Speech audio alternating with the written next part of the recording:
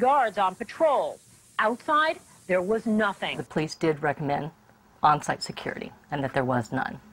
That they had assured the people of the neighborhood that they would provide security and make sure it was safe for the neighborhood, and that wasn't done. It was evident that Walmart knew they had substantial problems in their parking lots. Walmart was aware that the majority of the crime throughout the states occurred in their parking lots. Despite the fact that 80% of the crime occurred in their parking lots, they had done almost nothing to protect the customers in the lots.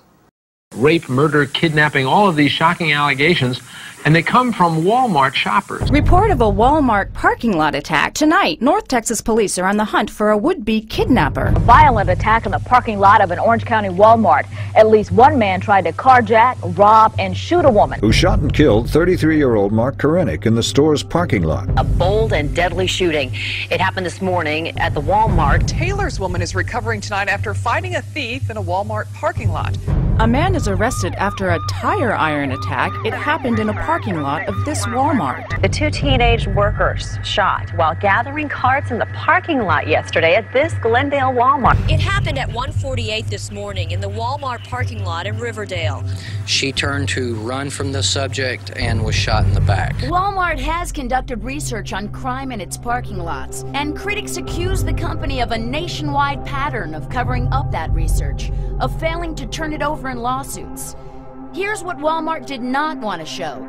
As early as 1994, as you can see in this internal document, a Walmart study showed that 80% of crime at Walmart locations occurred in the parking lot. And when the company added roving patrols at several sites, the crime rate dropped to as low as 0. A district judge in Beaumont tonight is fining Walmart stores $18 million.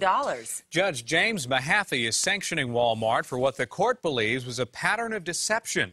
It involves the case of a Southeast Texas woman who was sexually assaulted and raped in the parking lot of Walmart. The court found that Walmart did not disclose that it had conducted a safety study, a study that found if Walmart would put employees in golf carts patrolling its parking lots, crime there would drop to 0. Judge Sherilyn Wood heard a case against Walmart in Houston, Texas in 1999 involving an assault in a Walmart parking lot. She says that in 17 years on the bench and over 25,000 cases, she's rarely seen such flagrant abuse of the system. It was very disturbing to see such an intentional course of conduct. It was corrupt. She's charging Walmart with cheating in court, and she's not the only one. This is one judge. Is there something in the drinking water in Arkansas that says perjury is all right? Another judge. Rarely has this court seen such a pattern of deliberate obfuscation, delay, misrepresentation, and downright lying. True. Unfortunately for the customer, they really don't care what goes on after you spend your money in there and come out into the parking lot to go home. Police found Holden shot to death along the side of a road in Stanton, Texas, 400 miles from where she was abducted. Megan was very special. We grew up together. We lived together. She's really, really going to be missed a whole lot because she has a lot of people that love her. She was just a very sweet person, and she never wanted a whole lot out of life, but she just wanted to live and, you know, be happy. That's all she wanted. Just recently, before she died, we were in her room listening to a CD, and we were singing together, and we could just be open with each other. We didn't care. Police say Megan Holden was chosen at random on the way to her pickup truck in the Walmart parking lot just before midnight. After that crime was caught on surveillance video, police say Williams, a Marine veteran with a history of drug offenses, sped off in Holden's truck heading west, where he apparently murdered the 19-year-old junior college student and dumped her body near some railroad tracks in the West Texas town of Stanton. I just think that there's a lot of things Walmart could have done. There should be somebody watching the cameras. Somebody should have been watching the cameras. Walmart has those cameras out there in their parking lot, and I thought that they were watching. A security camera without someone watching it is of no use at all. The abduction and murder that happened in Texas happened at a store where the loss prevention team was sent in to set up a security system outside that would track the union activity in that store. And the only reasons that they had the pictures that they did was because they had the union package on the outside of the store. Walmart focuses on protecting their property and not their patrons. I mean, multi-million-dollar company, couldn't you pay somebody $12 an hour to watch a camera? If people are putting profits before safety, they're putting profits before human life, I don't think there's anything you can say to them. A man is suing the Walmart in Newcastle, saying his mother died after a botched robbery attempt in the store's parking lot. The random shooting happened here, that 3 people are dead and 3 others injured. The shooting happened right in the middle of a busy shopping day. At least one man tried to carjack, rob, and shoot a woman. In the Walmart Report of a Walmart parking lot attack. Tonight, North Texas police are on the hunt for a would-be kidnapper. Bold and deadly shooting. It happened around North Texas this random shooting. Kidnapping and killing of Florida. Shooting happened. Tonight, North Texas police are on the hunt for a would-be kidnapper.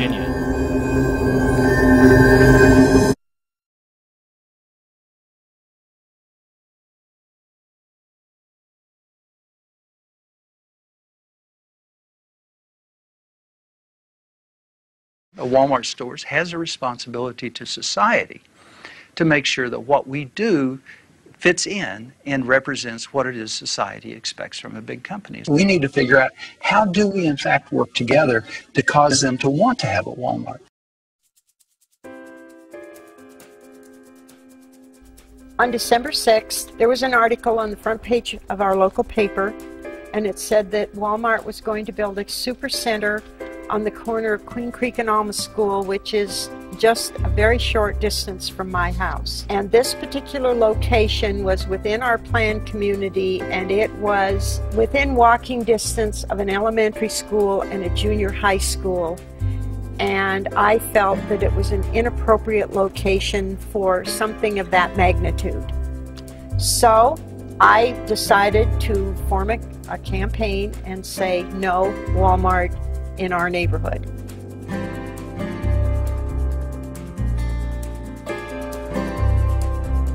Living as Christ has taught us, we begin to transform the world. This transformation is visible in the reading that we have from Acts. We're really trying to show why the work that we're doing is the work of the gospel.